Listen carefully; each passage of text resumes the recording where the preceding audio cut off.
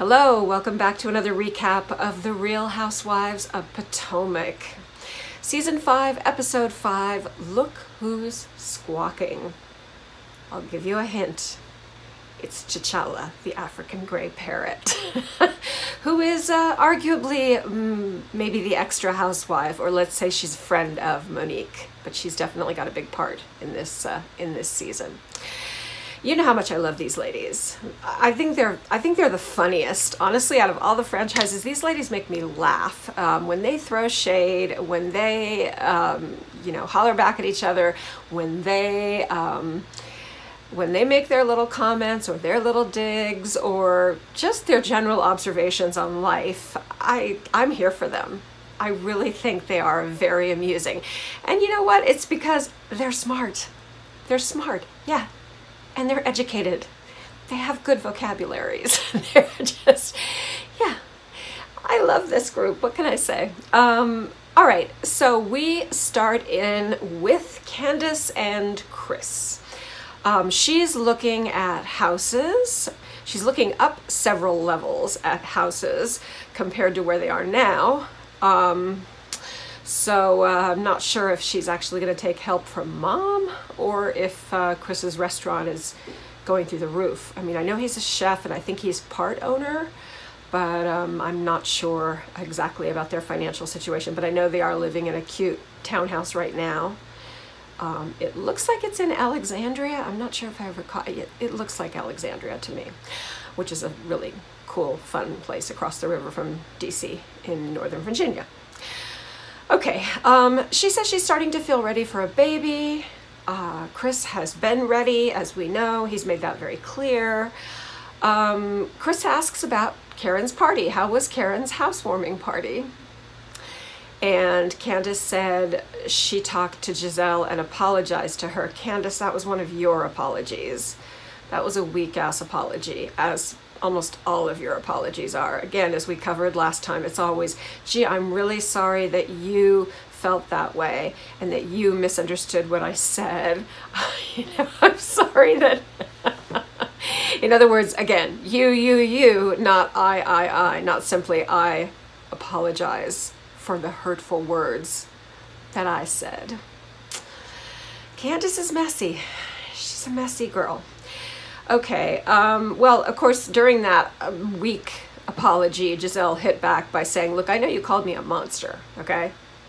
I heard that, and that's not cool. That was not funny. That was not a joke. That was just being mean. All right, so Monique invites all of the ladies to her lake house. The husbands can come for the last night. I seriously don't think they'd want to be there for the whole time anyway, because we've got some beef going between a few of the ladies right now. A lot of the beef is involving Candace, but now we're going to see Wendy jump in and get a little bit messy for the first time. See, I knew she wasn't going to stay all sweetness and light. You could tell she's spicy. So, Candace is thinking about going, but she's not sure. She said she doesn't really need more Monique. On the other hand, it is a nice time to spend, time with the other ladies and maybe work a little bit harder on her relationships with Gizelle and Ashley, which, as we know, have not exactly been flourishing. Mostly because Candace just doesn't know when to stop. When she loses her temper, man, she picks up that iPhone and she just hits Twitter and she just goes low as low can be. She's got a temper. She has what I call a texting temper. She's one of those. All right.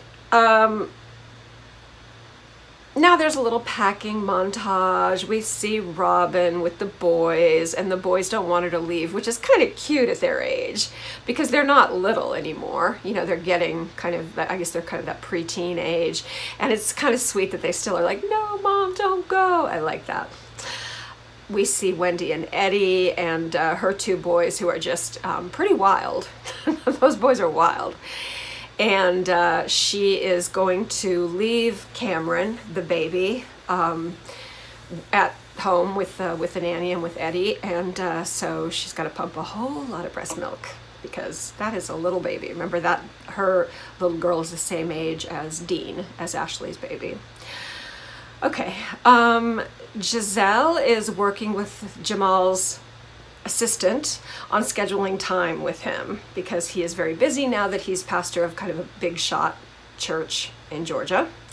So she's trying to make all this work, and part of it is that she wants him to spend as much time as possible with the girls because we know the girls are really not there for this relationship. So I think she thinks that if they're together more as a group, it's going to help. I'm not sure. Look, I've said it before. They saw you crying. They saw you probably lying in bed over what that man did to you with his cheating and having babies with other ladies in the congregation. And, you know, so again, you can imagine why they might be a little hesitant to be jumping up and down over mommy and daddy getting back together. And like I've said, I don't trust Jamal yet. I don't know him. I just know what he did last time. And he has that player vibe. I mean, come on. Anybody's got to see he's got that, you know, yeah, that big shot player vibe for sure. Okay, then we see Ashley and Michael and Dean. Ashley does not want to take the baby, but she also wants to take the baby. She's torn. On one hand, she's thinking, you know, it would be kind of nice to have just a girls' weekend, but Dean's pretty little and she doesn't want to worry about it. So she decides she's going to bring Dean and a nanny, which is okay. That's reasonably smart. You know, bring the nanny along so you can still have fun with the girls. I'm not exactly sure then why Monique didn't tell Wendy she could bring her baby. Anyway, okay, and it's only 3 days. I think is it 3 days? Is it 4 days and 3 nights? Or 3 days and 2 nights? I'm not sure, but it's not that long. But then again, I mean, look, these babies are really little, and again, I'm not a mom, and I don't know at what age it's okay that you feel comfortable to leave a baby with a nanny, even, or nannies, or even the best care. I can understand. All right, now we see Monique, and she's going on and on and on and on. They have to actually speed up her talking head because she's got so much, you know, going on and on about how hard it is to open up the lake house and get the pool up and running. They don't use it all the time, so they kind of have to open it up when they're going to use it. And Monique has the best wigs. I already talked about the wig she's got in the confessional with the afro puffs, but this little kind of short, cute little bob she's got, kind of curly bob that she's got while she's getting ready and then leaving for the lake house is just so cute. Girl has the best wigs. Monique is just, she's my Dorit of Potomac. She's the one who I feel like she hardly ever takes a misstep when it comes to style. I'm there for her. Okay, Gizelle and Karen decide they're going to ride with Monique. Monique wants to spend a little quality time with Gizelle. Gizelle is, of course, afraid of the parrot. Most people who are not used to being around parrots are afraid of them. So, you know, Gizelle is kind of looking at the bird like, no, you're not, he's not, what is he going to be flying around inside the car with me? And Monique kind of teases her and lets her think that, yeah, he's going to be sitting on your lap. Gizelle is definitely the Lucille Ball of the whole Housewives franchise. She's the funniest, she's got the facial expression, she's got the eyes, she's so expressive. She's really funny, she cracks me up. She has like a natural sense of comedic kind of timing that I'm there for Gizelle too.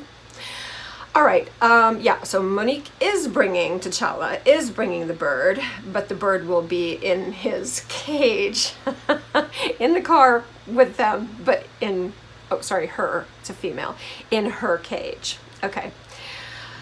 Karen arrives and they rib her. She's wearing kind of a little crop top, but it's an appropriate crop top. It's an age appropriate crop top. It's got just a little bit of the upper abs showing, and she actually looks really cute. Yeah, they're just cute. When they get along, they are really so cute and so funny together, these ladies. Okay, then we cut to them traveling in the car, and Gizelle is staring at T'Challa, at the parrot, in her cage next to her on the seat, like, she's not thrilled. I think apparently she's going to leave the trip one day early. It probably is 3 nights, not 2 nights. She's going to leave the trip one day early because she's going to New York to an awards presentation. Her book has been nominated. The book that she wrote on being a preacher's wife, which I think was sort of semi-fictional. I think that some of it was definitely based on her experiences with Jamal, and but then I think it's semi-fictional, but definitely based very much on her experiences. So she's nominated for an award, and she wants to go, and you know, whether she wins or not, she's honored to be nominated, so she wants to be there. Okay. They kind of all wonder why Ashley is bringing Dean, but again, it's Ashley's first. I mean, look, every little baby, I'm sure, you know, Candace is, I mean, sorry, not Candace. Wendy is not thrilled about leaving Cameron. Cameron's really little. She's not thrilled at all about leaving her, but she's making it work. But Cameron is her 3rd child. This is Ashley's first. So I can understand how when the child is just a handful of months old, just so small, why it would be hard to leave the baby. You know, Candace, at this point, they're driving there. She hasn't even committed to Monique whether or not she's coming. And you're on your way to the lake house, so I guess she's going to text or call at the very last minute, but it must be a little drive. I used to live in Annapolis, Maryland, outside of DC. And a few times I went out in Western Maryland, which is very wild. It's really wild. It looks like Wyoming or something. And there are these lakes out there that are kind of part hillbilly and then part rich people from DC and Baltimore with these big mansions. That describes Maryland. Maryland is part rich people from DC and Baltimore with huge mansions. And then it's also very hillbilly. Yeah, it's like one town right next to the other. It's interesting. Okay. Gizelle is stirring the pot, or another word I'd like to use, stirring the. She is telling Karen that Wendy has had a lot to say about her, that Wendy has said that Karen has not been welcoming to her, has not been the kindest to her, but most of all that Karen doesn't appreciate that Wendy made a reference to the fact that she didn't believe that Karen and Ray were still having sex. Again, Karen herself is making references to the fact that her marriage is a little bit on ice right now. But look, don't shut your mouth about people's bedroom business, Wendy. That tells me right there, Wendy's got a rude side, even though she's very, you know, I'm the doctor, I'm the PhD, I'm the talking head on MSNBC. She's got a messy side. She shouldn't be bringing up things like that. It's inappropriate. Okay. Yeah, it's not your business, Wendy. You should be smart enough and educated enough to know all of that. Okay, the lake house is in Newburgh, Maryland. I think I've been there. I think I have been to that lake. Anyway, it's beautiful. The house is stunning. It's kind of like colonial style with a lot of brick, and it's lovely. I mean, let's face it, Monique and Chris have great taste. I don't know if it's, yeah, they have great taste. So of course it's another beautiful house. Robyn arrives. They're making a lot of jokes about being in the middle of nowhere, which they kind of are. There's also a guest house, which I guess is kind of far enough away that you take a little golf cart out to it. So they kind of settle the rooms. You know, these ladies settle who's going to get what room in a much nicer way than the heyday of the Real Housewives of New York, where, you know, Ramona and Sonia were running around like maniacs trying to secure the best room. This is much more chill. And it kind of all fits and makes sense for the different ladies, and it's all settled very amicably. Okay. All right, so Candace shows up after all. That's nice of her to let her hostess know kind of at the last minute. She says that she is hurt by Monique, but she says this in her confessional.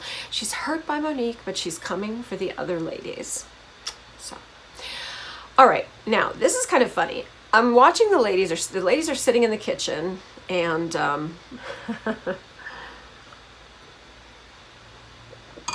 T'Challa is on her perch.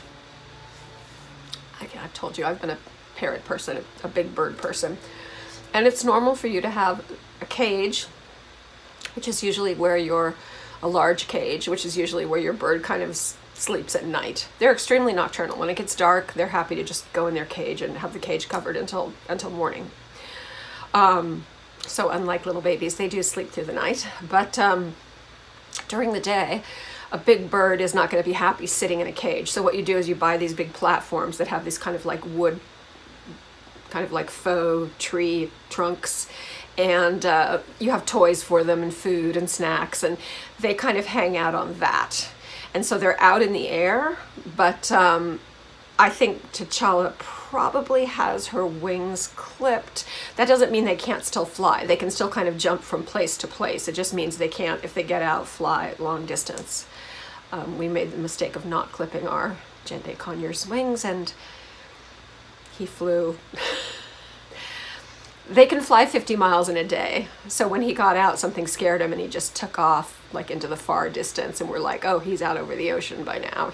We never saw him again, which was sad.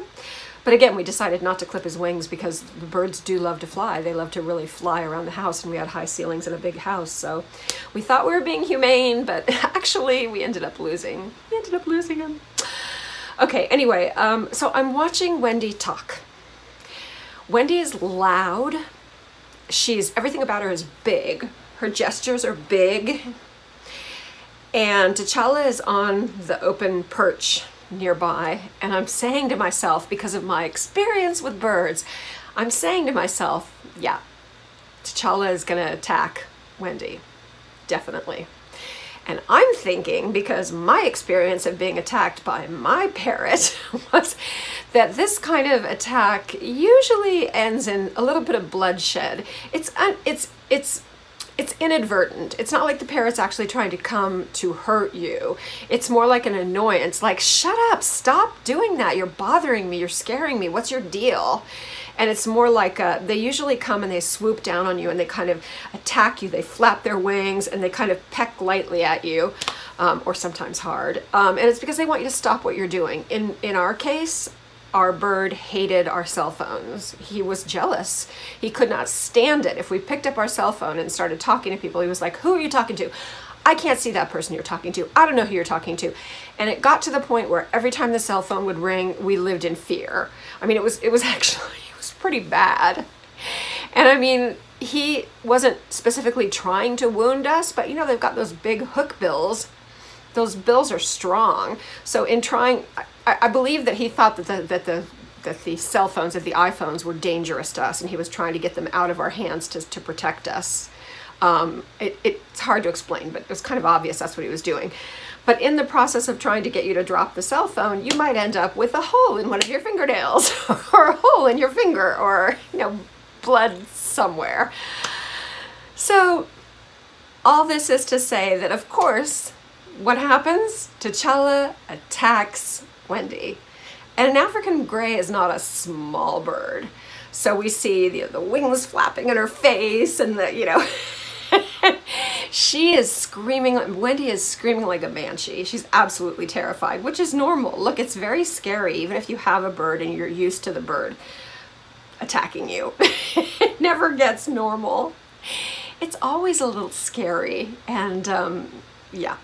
So it was not, however, a hard attack. That's going to sound funny, like what, there's a good way for a parrot to flap all over you and terrify you and peck at you. No, this was not a serious attack. Trust me, with an African gray, if it were a serious aggressive attack, Wendy would be bleeding.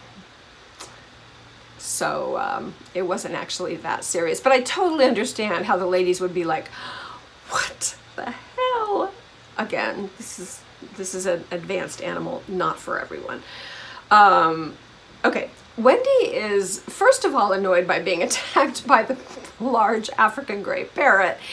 Then she's kind of annoyed that she did not bring her baby because, of course, Ashley shows up with Dean and her nanny. So Monique gets her back up with Ashley. Well, it's not really Ashley's fault. It's, you know, Monique did not say to Wendy, you know what, Ashley's bringing her baby. If you want to bring your baby, I guess she just didn't think about it. because Monique was like, I definitely would have brought Cameron if I knew Ashley was going to bring Dean. She could have brought Cameron and a nanny, just like Ashley brought Dean and a nanny. But I don't really think that's Ashley's fault. So she's going in really hard. You know, now she's talking about how Cameron was a preemie. She was born 2 months early. It was very difficult for her when she was born. She was worried to death about her. It was touch and go. And yeah, so Wendy's kind of getting very quickly, getting angrier and angrier. And then Ashley and Wendy just get into it, which again is really silly, because if anybody made a mistake here, Monique should have thought, okay, I have 2 women with babies the same age. If one is bringing the baby, I should at least tell the other one that there's going to be a baby if she wants to bring hers. So it's really Monique's issue, but they just turn on each other. And the fact that they turn on each other shows me that there is a kind of inherent some tension between the 2 of them, that they're probably going to tend to have problems, because that's just the way it is. Granted, Wendy can be a lot. We're seeing that she's got this big personality and this big mouth and this loud mouth and lots of gestures, which is why parrots will always attack her. Okay.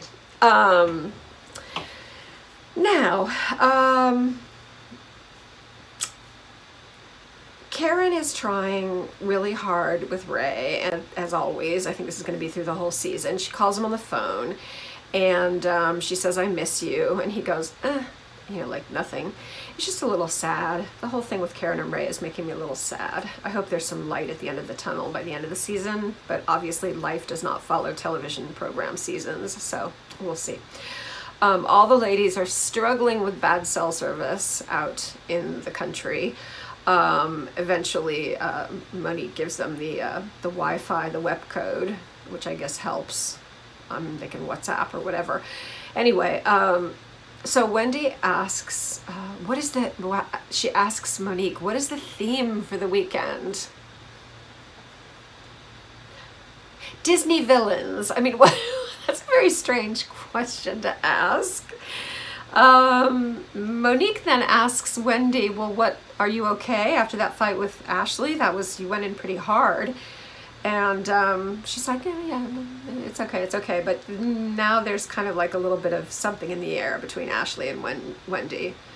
Ashley's going to end up being in it with everybody, just like Candace is in it with everybody. But Ashley does it more. Ashley's not really messy. I mean, she can be, but she's not really deliberately messy. She just somehow says the wrong thing at the wrong time. And Ashley, for all of her pretty little adorable little frilly dress, flower dress self, Ashley she's got a temper. She's got a big temper. She's got a big girl temper. So, okay. Now, Candace comes to see Gizelle. Gizelle and Robyn are staying in the guest house. So, Candace takes the golf cart out to the guest house, and Candace is just being all cutie. She's like, hi. She sits down next to the sofa real close to Gizelle, and she's just being adorable, like they're sisters, like they're the best of friends, and they're not. You just told Wendy Gizelle was a monster. Gizelle has a long memory. She never forgets. So it's perfect, because you can see Gizelle is literally like this on the sofa, because Giselle's face doesn't lie. That super expressive face will always tell you what she's feeling. She doesn't know how to put on poker face. So Candace tries to give a real apology, I guess. Again, it's not much of one, but it's a little better than before. At least she doesn't end up somehow blaming Gizelle for the fact that Candace called her a monster. And the resolution basically is that Gizelle says, well, let me put it this way. Yesterday you were not on the wedding list. Not that she and Jamal are planning a wedding yet, but she says you were not on the wedding list. And she said, now you're on the B list, which I thought was kind of funny. Not the A list, but you're on the B list. So you might get one of those tables in the very back, you know, with the weird cousins from wherever. Okay, Monique arranges a beautiful dinner. She has a cook, and she has a woman there to serve and decorate, and she's, you know, set up something beautiful, as she always does. Okay, they start to play a game, which is always a terrible idea. God, they never learn in these Housewives franchises. Let's play a game. Why don't you say 3 things that you really hate about the person next to you, or something like that. It always ends in complete and utter disaster. Monique starts. She asks Candace what her school days were like. And Candace says, well, I was the only brown girl in school, so it was a little challenging. I felt like I had to try extra hard. And Ashley asked a good question. She said, is that why you went in for African studies at university? And she said, yeah. And then Gizelle asks, is that why you got your nose done? Candace has not had a nose job. They show a picture of her on a sports team in high school when she's quite young, and she's got that little nose at that young age, so she has not had her nose done. Anyway, so that was a little awkward.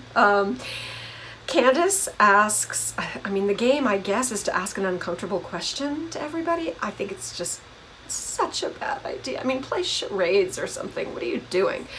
Okay, so Candace asks Robyn if she is really marrying Juan. And of course, this is driving Gizelle crazy because she's the only one there who knows that Juan is planning everything and that Gizelle is helping Juan design the ring. And, you know, so she has to shut up. Even though Gizelle loves to run her mouth, she's not going to let this secret go. She's going to hold it. So it's a little challenging for her.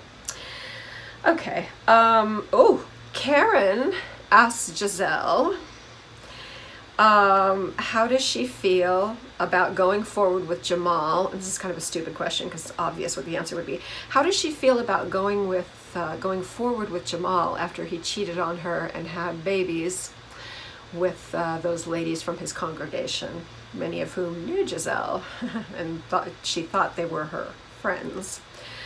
Gizelle says, very cool and calm, it's all about moving forward now. It's not that easy to forget. I mean, she's clearly trying really hard, but it's not that easy to forget. This is not one incident. This is multiple incidents of him cheating and apparently more than one baby situation. So, all right. Okay, we're going to skip the conversation about Ashley's medical problems. Again, it's why they think on this show that we have to know these things that are just too graphic and too just gross. I don't care. So fast forward. Okay. Now Karen goes after Wendy. She says, Wendy, Robyn told me you said that I don't have sex with Ray. And Wendy immediately turns it around and goes right back on Karen and says, Karen, from the very beginning, you were weird to me. You kept acting like you don't know me. And apparently not only are they on the same board, but they're on the same panel or subcommittee of a board that only has 5 people on it of some charity. And I know how that works. You can be on a nonprofit board that might have 20 people or it might have 100 people. But then when you get into like subcommittees for certain events or certain aspects of it, it's usually a handful of people, and those people become your friends. Maybe not your best friends, but they're your friends. You know them very well. I mean, I'm in that situation now. You know, the people that I work with, I know well. Okay, and you know, Karen has definitely been very dismissive to Wendy. Karen hasn't even tried to hide it. I mean, during her confessional in the very beginning, she said, yes, I know, Wendy, I'm not impressed. Okay, Karen, shady Karen. I love you, Karen. I love you, though. Okay, so anyway, now Wendy behaves very well with Karen. What they do is they decide that they're going to have, first they say lunch, and they say, no, dinner.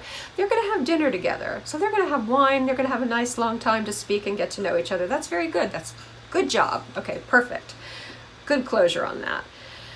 Okay, and right after we have this kind of lovely, you know, resolution with Wendy and Karen, Ashley starts popping off at Wendy for attacking her for bringing the baby, and Wendy has not apologized because Wendy was pretty harsh on Ashley, and it's just ugly. So now they're basically in a full-blown fight. Robyn tries to make peace but does not do a good job. Wendy will not apologize to Ashley. It's silly. Wendy was definitely overstepping herself. She was definitely rude. A simple apology does so much, and I don't know why it's so hard for so many people. Ooh, Ashley says, this is why you don't have a lot of female friends. And then Wendy says, I don't have a lot of female friends because I don't mess with fake bitches like you.